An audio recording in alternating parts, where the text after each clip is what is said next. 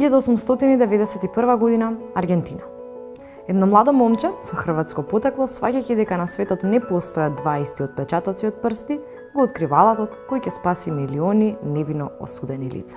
Ова е приказната за Иван Вучетик. 1858 година на Хвар, помеѓу камените куќи и тесните улици, се родило момче по име Иван Вучетик. Како најстар син, го научил занаетот на својот татко и станал бочвар. Деновите од својата младост ги исполнувал со музика која го следела во остатокот од животот.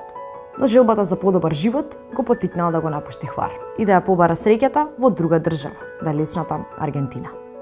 По пристигнувањето во Аргентина, без работа и пари, почнал да свири по локали за да заработи. Набрзо го совладал и шпанскиот јазик, а неговата упорност неколку години подоцна го довела до Централната канцеларија на полицијата во Ла Плата. Иако завршил само основно училиште, веќе во 1889 година станува шеф на канцеларијата за статистика. Немал време за забави, кафеани, ниту одмор. Спиел најмногу 5 часа дневно. Одеднаш станува забележан по своите говори, иницијативи и корисни предлози. Вака пишувале за него оние кои го познавале. Па така незадоволен од моменталните методи за пронаоѓање на сторителите на кривичните дела, одлучил да ги промени судбините на неправедно осудените. Во текот на своите истражувања открил нешто неверојатно. На светот не постојат два исти отпечатоци од прсти. Тие отпечатоци, кои од раѓањето не се менуваат, го представуваат најсигурниот личен идентификатор на секое човечко битие.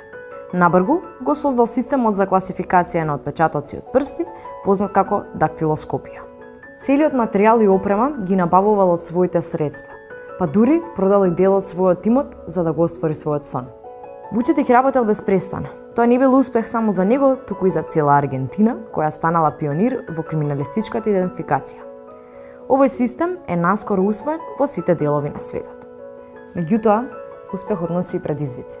Во развивањето на неговите прогресивни идеи во 1894 година се обиделе да ја затворат неговата канцеларија, а тој бил присилен да проучува друга област. Иако успеал да ја врати канцеларијата истата година, тој настан толку го погодил Вучетик, кој дотогаш бил витален и здрав 35 годишник, што се разболел од чир на желудникот, што го мачало се до неговата смрт. Но пред да завршиме, се сеќавате дека ви зборував за неговата страст кон музиката?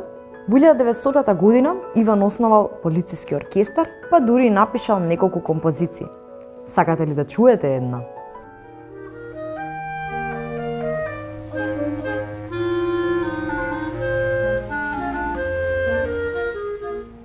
Неговиот придонес во идентификацијата и криминалистиката го препознале многу земји во светот, а неговото име и понатаму живее преку институциите, улиците и училиштата.